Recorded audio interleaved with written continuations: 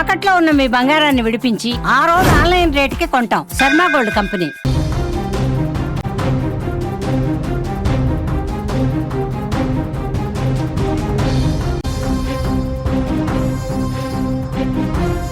Ration కార్డులో పిల్లల పేర్లు నమోదు చేయాలంటూ వచ్చిన ఓ వివాహితను వీఆర్ఓ లైంగికంగా వేధించినటువంటి ఘటన పల్నాడు జిల్లా బెల్లంకొండ మండలంలో వెలుగులోకి వచ్చింది.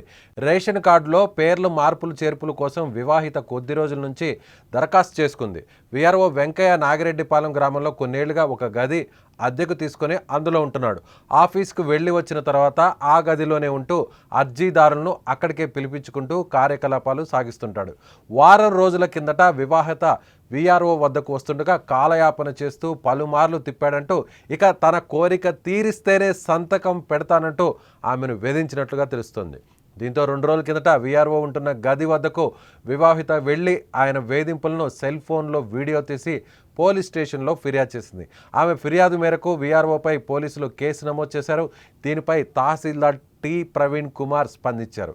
ఈ ఘటనను ఉన్నతాధికారులకు తెలియజేసి వీఆర్ఓపై చర్యలు తీసుకుంటామని చెప్పారు. దానికి స్క్రీన్ మీద చూస్తున్నారు.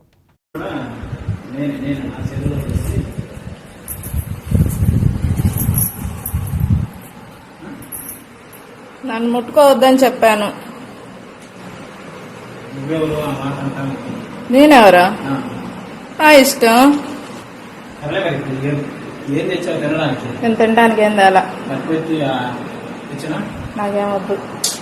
రాయిష్ తెస్తాడులే. మొన్న అంతే కదా, తీసుకొస్తా అని అన్నారు. ఎందుకు రాయిష్కి ఫోన్ చేస్తే వెంటనే భోజనం వచ్చింది. ఫోన్ చేస్తాను, వస్తాడు. నేను పోయి తీసుకొస్తా, తిను. లేదు తెచ్చుకుంటే తిను. ఓకేనా? ఏం కావాలి చెప్పు. మనసు ఉందా? మనసు ఉంటే ప్రతి అమ్మాయిని ఇలానే కదిలిస్తారా?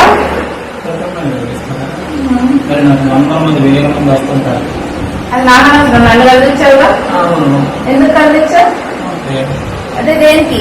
లేకుంటే చెప్పాగా, ఆ రోజు పుట్టింది వదిలిపెట్టలేని ఇదని.